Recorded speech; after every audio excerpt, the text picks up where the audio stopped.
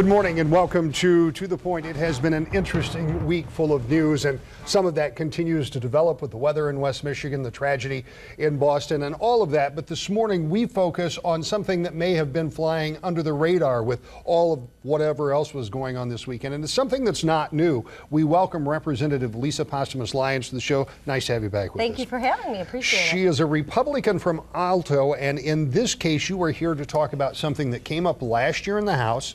It has been talked about for a number of years, and it's no-fault auto insurance reform. And before we get to where you are on this, let's talk for just a minute about where Michigan is. Michigan is one of 6 to 9 states that have no-fault insurance. That's a whole other, that is another entirely separate conversation. This is really about reforming the way no-fault insurance within the state of Michigan would work. And the reason for that is Michigan has a unique payout system in the Catastrophic Care Fund that allows for those people with most catastrophic injuries to receive more or less unlimited funding. So let's talk about that a little bit and where the system is now. Yeah, you couldn't have said it really any better, with the exception of saying more or less unlimited. Michigan is the only state in the nation that has provided for unlimited personal injury protection benefits as part of an auto insurance policy. Every insurance customer, every driver has to have this kind of coverage. And as a result, we have created a system here that is a two-pronged problem. Number one, and very importantly, auto insurance is just for, I mean, to be quite frank, auto insurance is becoming unaffordable. And we in Michigan have the highest auto insurance rates in the entire Great Lakes and our neighboring states. I think we're one of the top, maybe in the top 5 for the highest auto insurance costs in the country. And so that has created an environment where 1 out of every 5 drivers doesn't even have insurance because they can't afford to pay for it. So the first problem is that auto insurance is unaffordable. The second problem with our system as we have it currently is that it's unsustainable.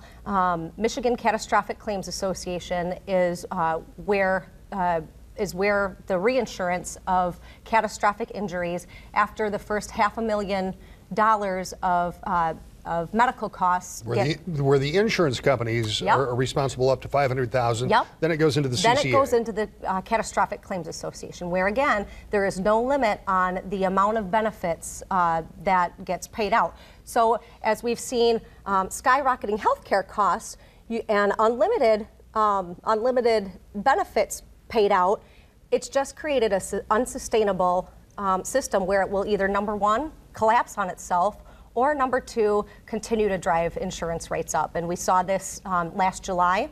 Every automobile was reassessed with a $35 increase per each automobile for their MCCA assessments, and they're set to go up yet again this year. So that comes to about $175 or in that neighborhood. Right now it's $175 per automobile. And that's per automobile. So if you're a family that has a couple of cars, you're paying that for each vehicle. It's not a one-time pay. Yeah, you add a couple of kids in your family and you know, it certainly adds up. So your view of this, as introduced with the governor earlier in this past week, is that something needs to be done, and your view is what? Absolutely. We absolutely have to do this, have to reform our no-fault system if we want to continue to have a no-fault system. I am no stranger to the issue. I sat on the insurance committee last term when we had a no-fault reform proposal before us. I was supportive of it then, and we have a new proposal modified that the governor just released this past week, and I'm supportive of that as well. Well, let's talk a little bit about what this would do versus where we are. Right now, it's automatic. You pay per car. Your limits are automatically set, the $500,000 for insurance. Beyond that, it's taken care of. You hopefully never need that coverage, but if you do, it is the most, it certainly is the most lucrative, the most liberal in the country. However, in other states where they don't have this, they have a tort system or a court system that is set up to take care of those beneficiaries. A lot of this does go to litigation. or a lot of it goes on to public health, Medicaid, and that type of thing. What difference would change here? Would we go to one of those kind of systems, or what does the governor's plan, your plan, for reforming auto no fault look like? Sure. We are going to remain with an auto no fault system. The difference is we're going to do two things as a part of this to ensure that costs remain, that insurance costs remain affordable and that we can have a sustainable system. Number one is there's going to be a cap. Rather than having unlimited personal injury protection, the proposal is to place a $1 million cap on the benefits that can get paid out for these catastrophic injuries. Now, I will say that's been met with some resistance from folks in the medical community and such, but you have to look at the numbers. When you're talking about where we fall within what gets paid out for these insurance benefits, 99.5% of those claims are under the $1 million cap mark. So we're talking about those that go over, we're talking about 0.5% of our entire population of Michigan, which averages out to just a little over about 100 people a year out of a state with over 9 million. Should a patient exceed that $1 million benefit, then what happens is for costs thereafter, your private insurance picks up. I have healthcare. I have healthcare insurance through my job. My husband's got his through his. Our kids are insured, and as part of Obamacare, everybody in America is going to have health insurance starting 2014. So your private insurance will then kick in, and if for some reason that doesn't take place, if you don't have private insurance or what have you, if you're paid, if your insurance is covered by Medicaid, Medicare, then those kick in, which Medicaid already covers many of these patients anyway. Now, there's still beyond that is the ability to do the tort route, whereby the driver that was not at fault can go and have the at-fault driver's insurance company cover those excess costs. The argument from the other side, there are many. One is that the quality of care diminishes if you go to a Medicaid system or even a public health care system. They would argue that the quality of care in other states that don't have this kind of coverage is less, and that this is something that people in the state of Michigan have come to expect and deserve. Are you concerned that the quality of care drops no matter what the provisions are in this? That's a really good question, and it's one that's brought to us as we listened to hearings last year, and as we listen, I expect we'll hear again as we listen to hearings this year. I wouldn't support this measure for my kids, for my family, if I wasn't confident in the level of care that they would receive. Remember, Michigan's cap would be at 1 million, and 99.5% of our Michiganians will be covered by this. $1 million cap is actually 20 times greater than the next most generous state that has these kind of benefits, and that's New York, and they're at 50,000. So I'm definitely confident with the level of care, and I would actually ask the question back: if you think that you can't get quality health care in this state, if you don't have unlimited personal injury protection, what does that say about every other patient that is not an auto accident victim that's receiving care? What happens to people who are currently in this system? I don't know what those numbers are. I'm sure you may. But there are people who have been, unfortunately, catastrophically injured under the promise of having this payout. What happens to them short term, but more important, what happens to them long term if you're not funding that CCA? Right. Okay.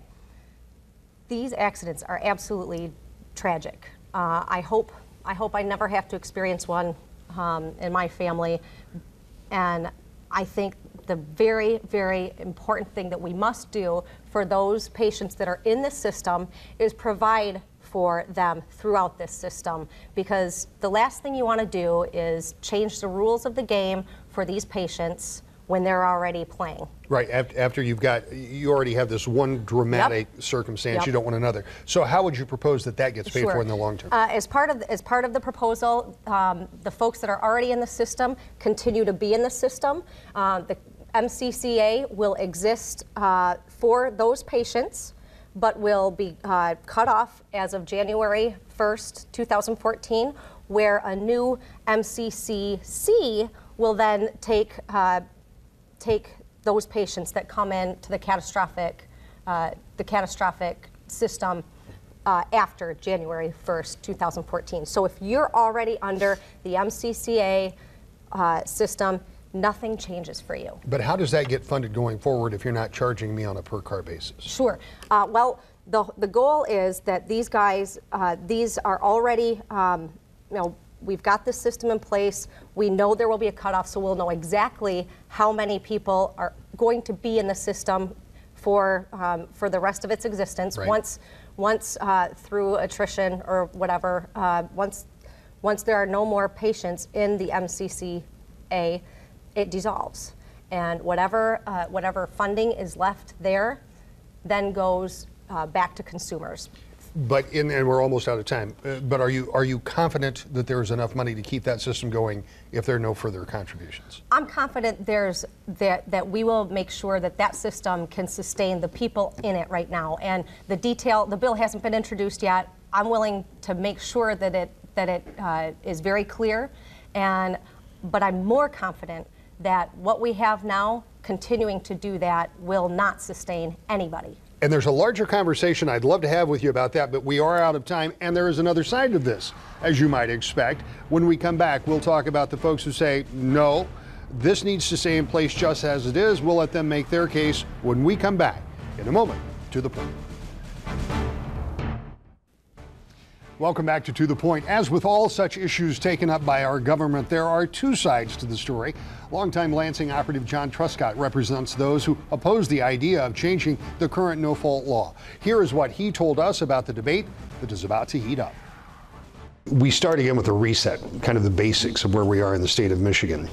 Both opponents and proponents of changing the no-fault system would agree that Michigan is somewhat unique in that it has the catastrophic care component that makes Michigan alone in having the kind of benefits that people get. And again, it's only for those people who are on those catastrophic accidents. Talk to me about our system today and why you oppose changing. Our system's been in place since the early 70s. It is recognized widely as the best system of its kind in the country. There are other states, one like Colorado, that got rid of their system, and they're actually looking at putting it back in place. Florida's looking at our system to duplicate it somehow, some way. There are people coming in over the next couple weeks to review what we do. We have an incredible social safety net for people who are victims of traumatic brain injuries, the worst of the worst. This also extends to a full service type program in place for veterans returning from Iraq and Afghanistan who have been injured catastrophically from IEDs and things like that. Because of our system, we have a really good system in place to support them and provide the kind of care they need. This insurance, this protects insurance companies. They pay up to $500,000 on a catastrophic injury, and then the Michigan Catastrophic Claims Fund takes over the rest. So it's not unlimited, as they say. It has to be reasonable. There are rates that are negotiated by the insurance companies and hospitals to try to make them as cost effective as possible. It may not be the perfect system, but it's a pretty darn good one for the people of Michigan.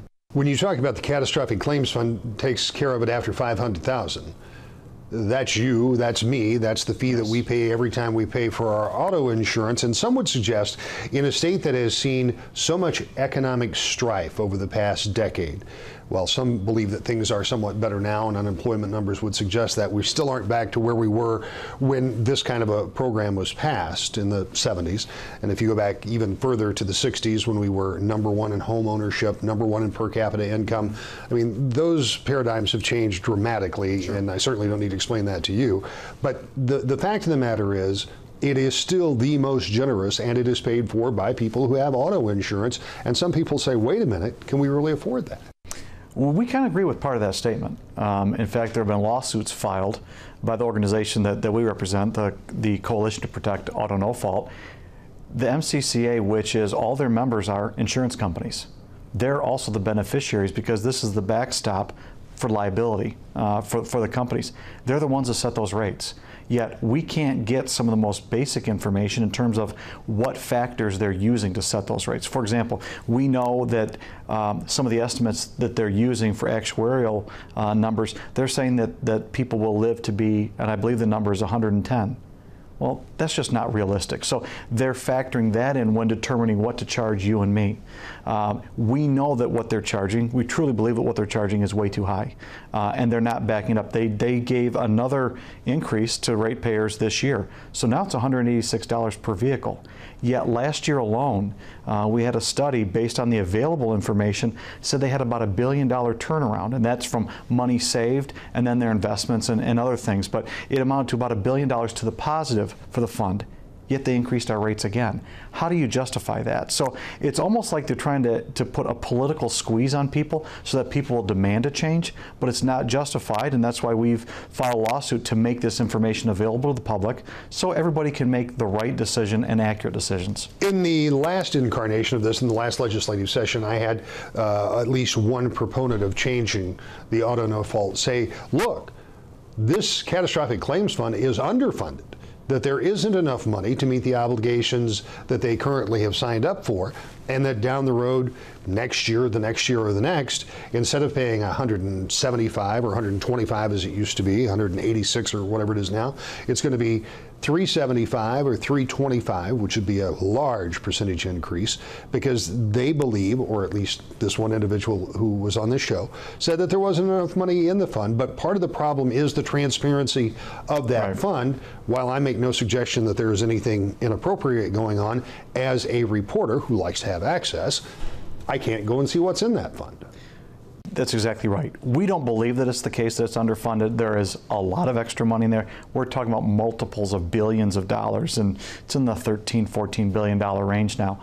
But the problem is that it isn't transparent. We don't know what's there. So we can't make that assessment. We can't make a claim one way or another. We believe, our group believes, that it is overfunded. But if the case is different, let us know. This is mandatory payment that people are paying in. We believe they have a right to know. Just aggregate numbers. We're not asking for specific data on a person, just aggregate claims, ages, type of injury, costs, things like that, that allow us and allow the public to judge, is this accurate, is the claim justified? There are those who would say the current system, they might go so far to agree with you. It is a very good system. It offers ample funding for long-term care for severely injured people. There are those who would say, but I'm not sure that I as an individual, forget about we as a state, I as an individual can afford that. So why don't I get a choice? Why don't I do an a la carte plan that they have in other states, where you can say, I want my limits to be at $350,000 or $500,000 or $1 million, and then you pay an appropriate fee to go along with that dollar figure. What's the matter with that? Well, human nature is you're going to choose the most affordable option, which means no additional funds going into the system to protect those who can't take care of themselves. And when you look at really what the system does, it provides rehabilitative care. It provides really good care for those who really, these are people that may not remember themselves. Sometimes these brain injuries cause very violent behavior. They're people that deserve a certain amount of care.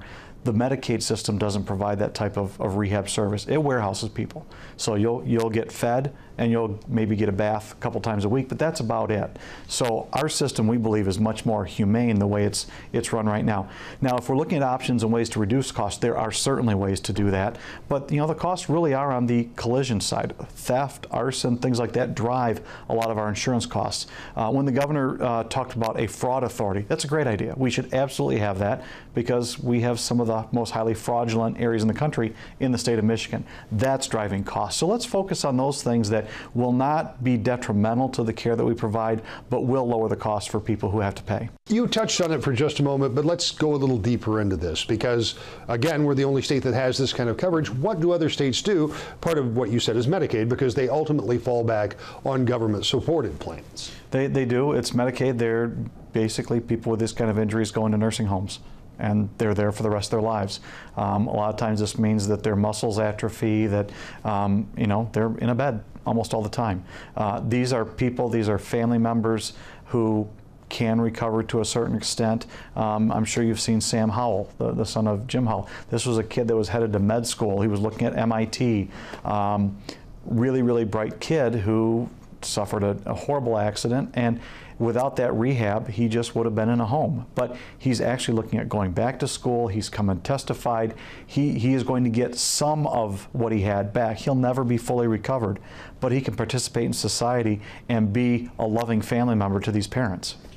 When you look at what is happening with our healthcare system, and I don't expect either one of us to have all of the answers about the Affordable Care Act, but is it possible that as this health care reform is further implemented and more people are covered more fully, if in fact that is the outcome of the system, would that have an impact on how we look at the Catastrophic Claims Fund? Would it have any impact on how people are dealt with? The impact that it have is there'll probably end up being less care, because in so many other areas of Medicaid, everything's being reduced, or the government mandates and control are reducing what's available to us. You do bring up a good point, though, that at least initially, this will put all these people into the Medicaid system, therefore costing, according to some estimates, $30 to $35 million per year to the taxpayers. So, you know, we're increasing a government program, we're making it bigger. We're going to have to either tax people more for that. So I think long term, under the reform, I don't think that it helps the situation at all. It probably makes it a little bit worse. Let's talk about the brass tacks of this. Let's talk about the players. You represent folks who provide care. Hospitals, the community centers that are, you know, Hope Network here in West Michigan does a phenomenal job of providing care for these people. And as such, those providers also benefit from the monies that come from the Catastrophic Care Fund. Sure.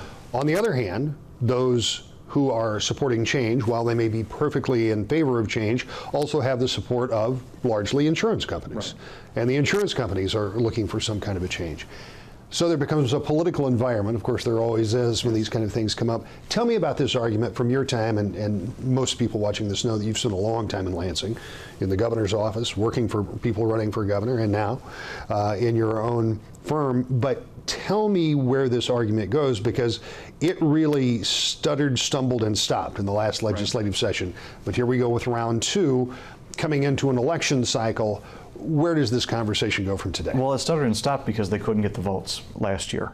There were enough people there that saw what the harm would be. They know people that are in the system. They know people that provide care. They're close with their local hospitals, which would be affected negatively by this. You bring up a good point. This is heading into a political year, so everything is kind of seen through that lens. I think that people that support this plan will pay a price for doing so, because then there will be stories, what happens to family member X? And a story is produced, is put in the paper, it's aired, that shows, okay, they're going out of this good system, like I mentioned, Hope Network, and they're going to go into a nursing home now with no care. That is a very legitimate story to follow up on. This is the impact of the vote. Back in the early 70s, there was a state representative in Battle Creek, and that's when the no hold, no fault issue was getting started and no fault was passing. This person was defeated because he was seen as a shill for the insurance industry. Don't think that issue won't be brought up this time again, and it will impact the electoral results. You will hear much more about this debate. Last year it died in the legislature without the votes needed. Now, with the governor throwing his support behind no fault change, it would appear the conversation will take on a different dynamic. We'll be back in just a moment with more To the Point. It has been a very busy and troubling week in the world of news. Some of that continues, and of course we will continue to follow it. In politics, there are still questions about gun control, about immigration. All of that's happening in Washington. In Lansing, we talked this morning about no-fault insurance reform, and of course the budget they're still working on. We'll continue to keep you updated on that every Sunday morning right here on Wood TV 8, To the Point.